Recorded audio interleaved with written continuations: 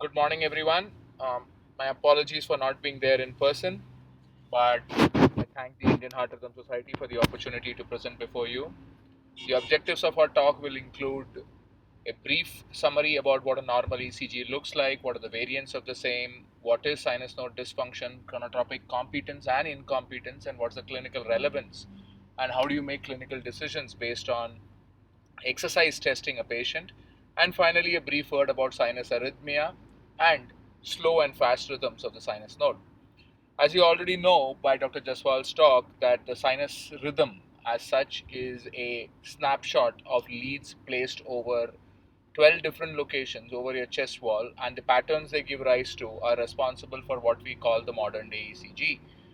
If you take a closer look at it, this is a snapshot of possibly lead 2, wherein you can see the individual components consisting of the P wave, the QRS, and the T.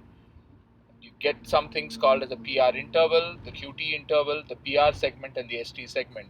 A rule of the thumb is any interval contains the wave that it purports to record, and any interval does not have any kind of waves that are there. So if you look at a normal ECG across 12 leads, one of the key aspects that we need to see is, one, is every P wave followed by a QRS? Is the relationship of the P and the QRS relatively fixed? Does the QRS look the same all across? Is the width of the QRS constant? And what is the Q to the T interval to ensure that there is no immediate threat to life? As I'll speak later, I think the QT interval deserves to be added to the list of four vitals that we talk about, and it's pretty important that we know the QT of every patient that we are treating. So, focusing specifically on the P wave for the purposes of this talk, the P wave is positive in lead 1 and lead AVF. It's also positive negative in V1 and becomes positive in V2. This is an important component in order to be able to differentiate varying exits from the sinus node as compared to the presence of a perisinusoidal atrial tachycardia focus. A perisinusoidal atrial tachycardia focus will not have lead 2 as positive. There is no exit of the sinus node which will not have lead 2 positive P waves, whereas perisinusoidal atrial tachycardias can have lead 2 as negative. So, in a nutshell, positive in 1 and AVF, positive negative in lead V1, and definitely positive in lead V2 suggests a sinus node exit of the P wave. Remember, the sinus node exits vary depending upon the heart rate. When the heart rate is faster, they come from the higher echelons or the higher areas of the crista terminalis and the sinus node, whereas as you go slower, the exit becomes lower. Going on from there, we go to ECG waves and intervals. This is a brief recap of what has already been discussed. The P wave duration is less than 120 milliseconds. The PR interval is 120 to 200. The QRS duration is less than 120, and the corrected interval for QT is 440 to 460 milliseconds. What we need to understand is these are just ranges or approximate values. The context in which these values are present is often more critical than the values themselves. Normal variants for the QRS are mild J point and ST segment elevations, most often very well seen on the precordial leads, which are unipolar. Significant fish hook and ST segment elevations, as you can see here, is critical to underline the diagnosis of early repolarization syndrome, particularly if they are there in the inferior leads also. It purports a higher sense of predisposition to sudden cardiac arrest. And then finally, the IDCAN pattern, which in lead V2 and V3 starts suggestive of ST elevations and probably T wave inversion, suggestive of improper placement of leads that you can see. Going on from there into the early repolarization pattern, slight bit of importance here because most of these times people look at this pattern and overdiagnose a myocardial infarction, but the fish and hook pattern, which is classically seen between the V3, the AVF, and sometimes even in the inferior leads, is a very common characteristic and requires to be kept in mind.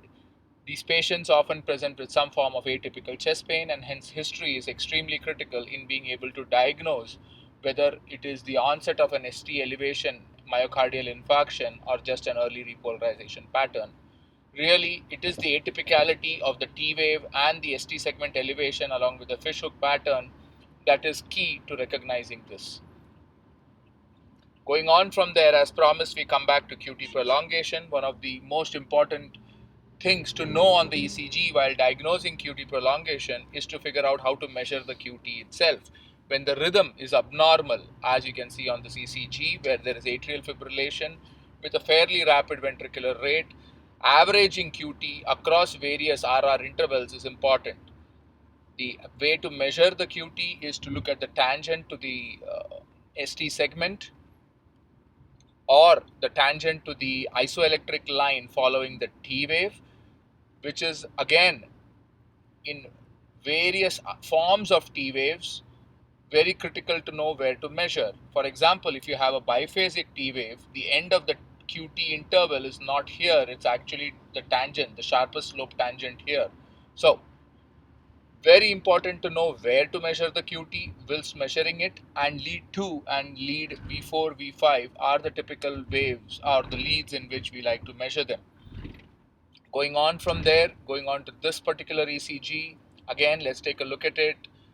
Lead 1, lead AVF, positive P waves in V2, positive P waves in V1, and a slight negativity to the same, suggesting that this is a sinus origin of the P wave. But as you can very well see, the QRS is not really tall as one would expect. This is quite common, in fact, mostly suggestive of a emphysematous chest, patients who are obese, and may not be looked upon as necessarily a pathologic reason.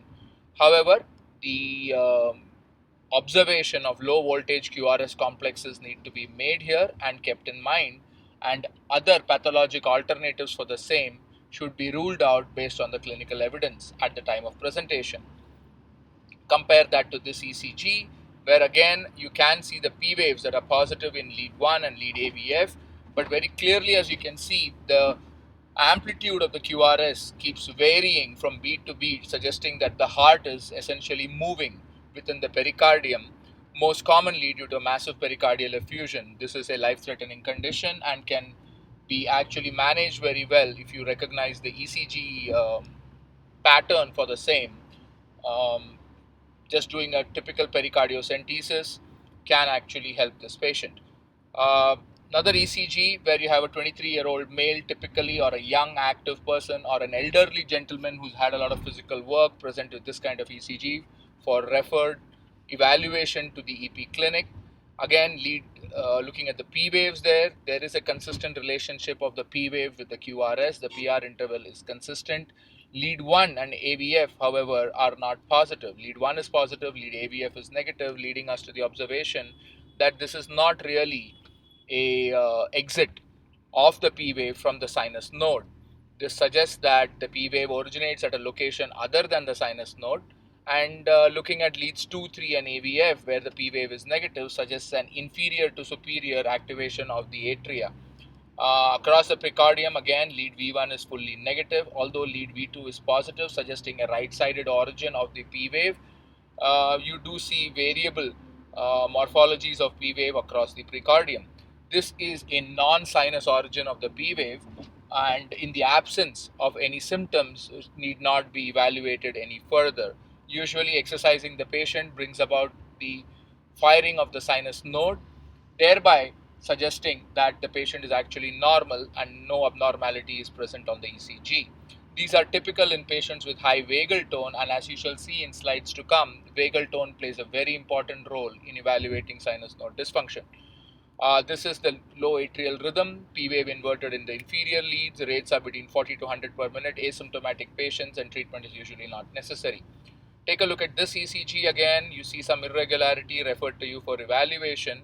But what is very nicely seen here is that there is a pattern to the irregularity. You can see that the QRS is clumped together, and then there is a brief episode of a sinus pause. This sinus pause, however, is again in a phasic manner. If we had a way to measure the respiration here, we would actually see that during inspiration, the RR intervals are short, and during expirations, they're actually long. If you look at the P waves too, the P waves are positive in 1, the P waves are positive in lead 3, and the P waves are biphasic in V1, suggesting a sinus node exit.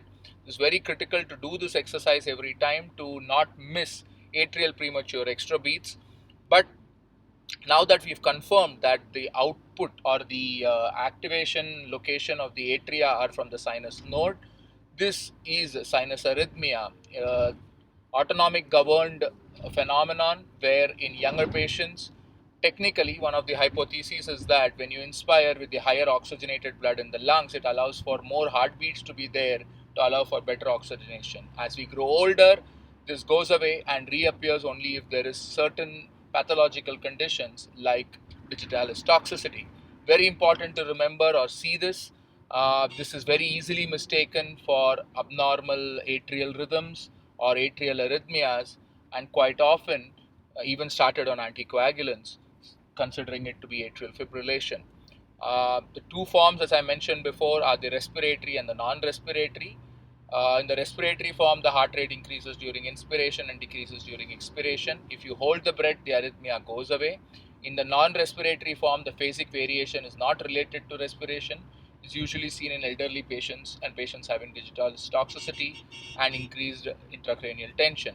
Treatment of the underlying cause for the non-respiratory patients and for the respiratory form, there's really nothing that needs to be done other than reassurance and perhaps a call to the referring physician about what it necessarily is. Now take a look at this ECG. The PP intervals are much more than 100 beats per minute. Looking at the P waves, the PR segment is constant. The P is positive in lead 1 and lead AVF, suggesting that this is a sinus node exit of the P wave. And because it's more than 100 beats per minute, this is what you call tachycardia.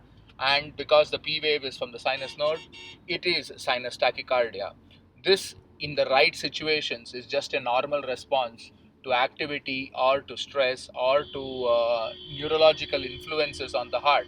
However, occasionally, in the absence of a specific reason for the same, when it is still present, it is what is called inappropriate sinus tachycardia. Now, take a look at this ECG here. It's an asymptomatic 45-year-old male who may present to to the general checkup units for a master health checkup, as we like to call it, and is referred to us for variable morphologies of the P wave. As you can see, there is more than one morphology of the P wave that you can see on this lead in lead 2, and this is what we call is a wandering atrial pacemaker. It's usually an isolated ECG finding. It's usually asymptomatic, having more than 3 P wave morphologies.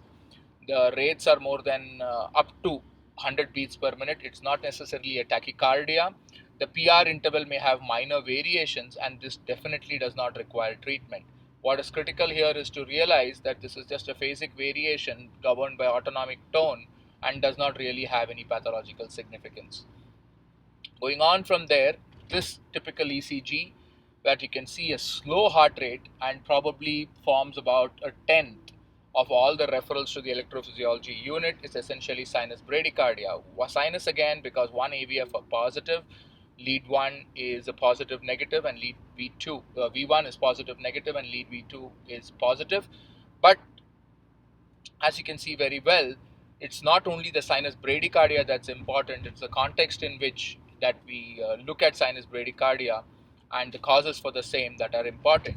It's a slow atrial rhythm, that's what is sinus bradycardia, less than 50 beats per minute, normal P waves, and the causes are a ton. The important thing while you're looking at sinus bradycardia is to realize that there should not be T wave abnormalities associated with the sinus bradycardia. Take a look at this ECG. This is again sinus bradycardia, but in the presence of the T waves suggests something sinister, which in this case was raised intracranial tension, suggesting that there is an urgent need to intervene prior to coning of the cerebellar tonsils.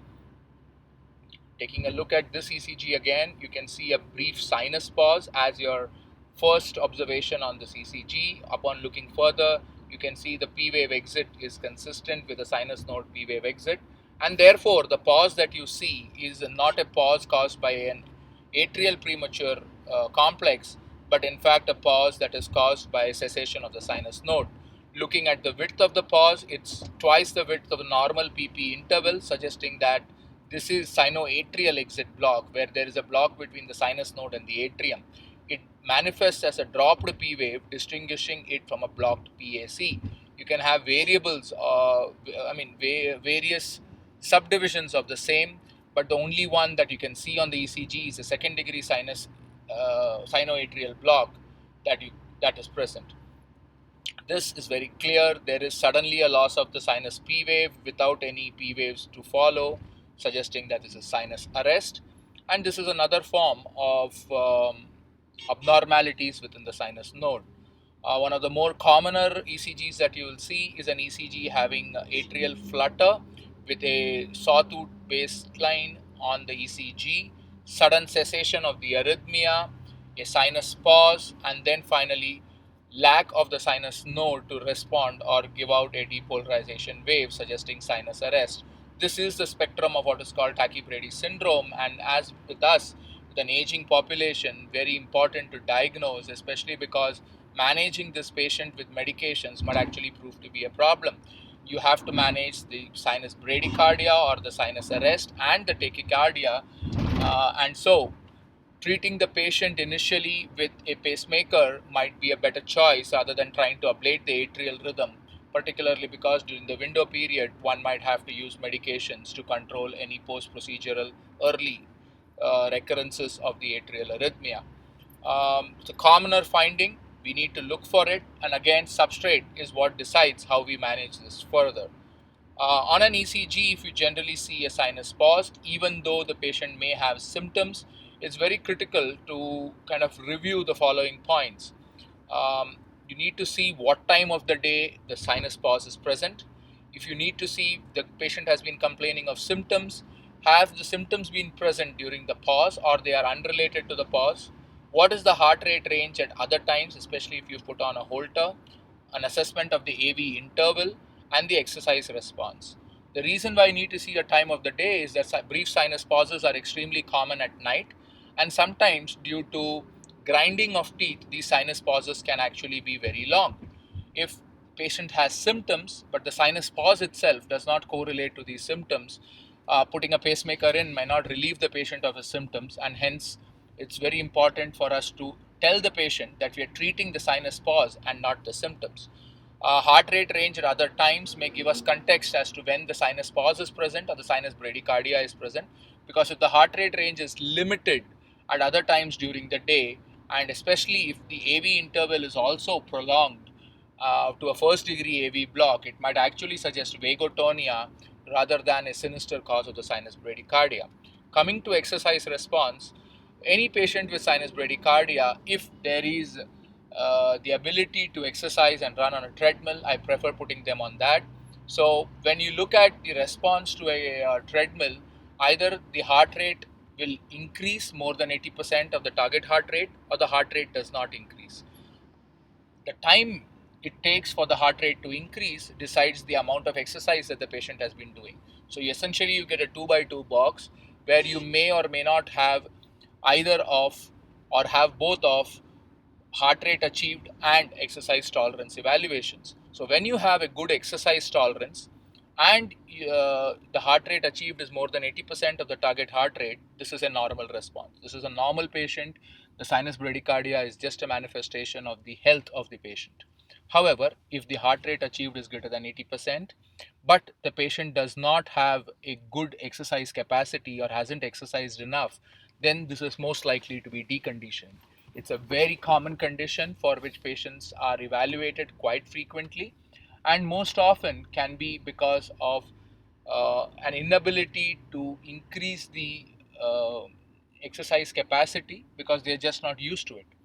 However, you may get a position where, despite having a good exercise tolerance, the heart rate is never more than 80% of the target heart rate. That is hypervagotonia, suggesting that the patient has a very good autonomic tone, which restricts the heart rate increase even with exercise. Typically, These patients are young, they are athletic, or have had engaged in hard manual labor before. When the target heart rate is also not achieved and there is no tolerance to exercise, that is when we want to call it sinus incompetence or chronotropic incompetence. It's very unusual for sinus node dysfunction to present without chronotropic incompetence. So any evaluation of potential sinus node incompetence should not be based on the Holter or on the ECG. It has to be based upon the exercise response of the patient. Proving sinus node incompetence after documentation of chronotropic incompetence is probably the safest way to avoid unnecessary pacemakers in a lot of patients. This is not to suggest that patients with hypervagotonia don't have symptoms, but pacemaker may not be the solution for these patients. So, if you have a normal response and a slow heart rate on baseline ECG, you can just reassure the patient. In a deconditioning situation, you may want to send the patients for exercise rehab. In a patient with hypervagotonia, vagolytics like hyoscyamine or cardioneuroablation may be considered depending on the severity of the symptoms. And finally, it's only for the sinus incompetence group that you may, or a chronotropic incompetence group, that you may want to offer pacing support. Again, one of the ECGs showing sinus high vagal tone, where you can actually see that the sinus P wave does not really capture the ventricle or is conducted to the ventricle.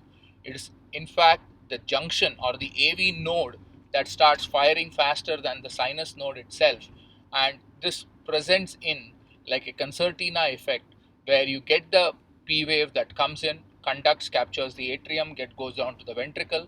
Slowly the junction actually picks up and becomes the predominant pacemaker, and the cycle continues. This is again suggestive of high vagal tone, and exercise is usually a good way to confirm this finding. This is not sinus node dysfunction.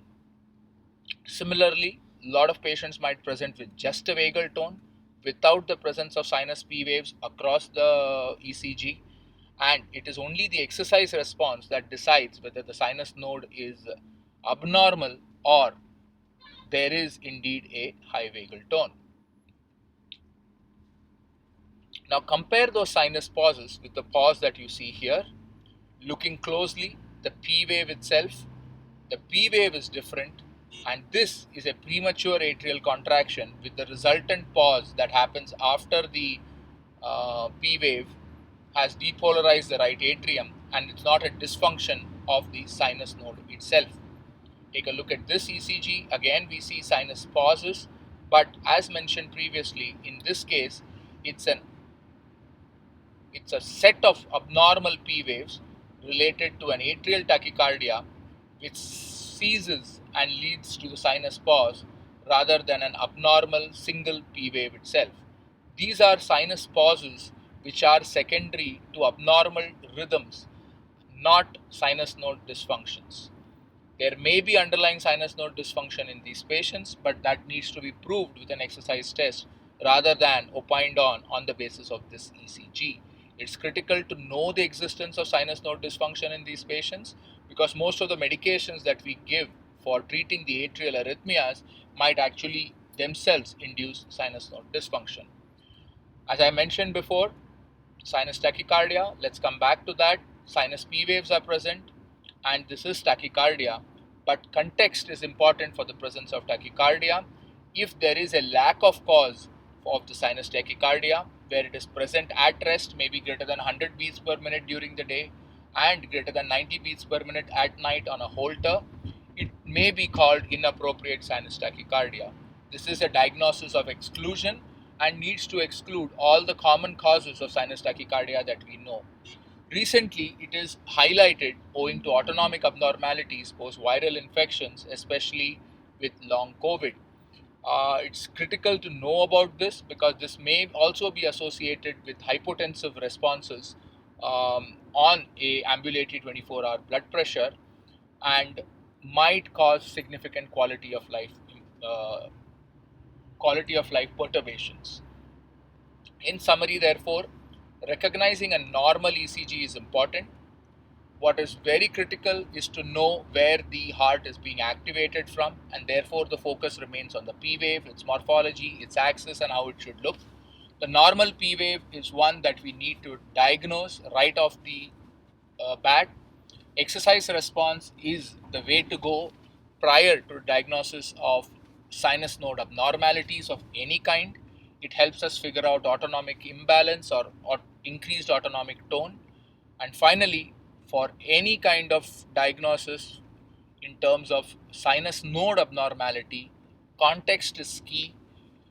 Diagnosing an isolated abnormality without understanding the context of it will only cause us to implant more pacemakers without perhaps the need for the same.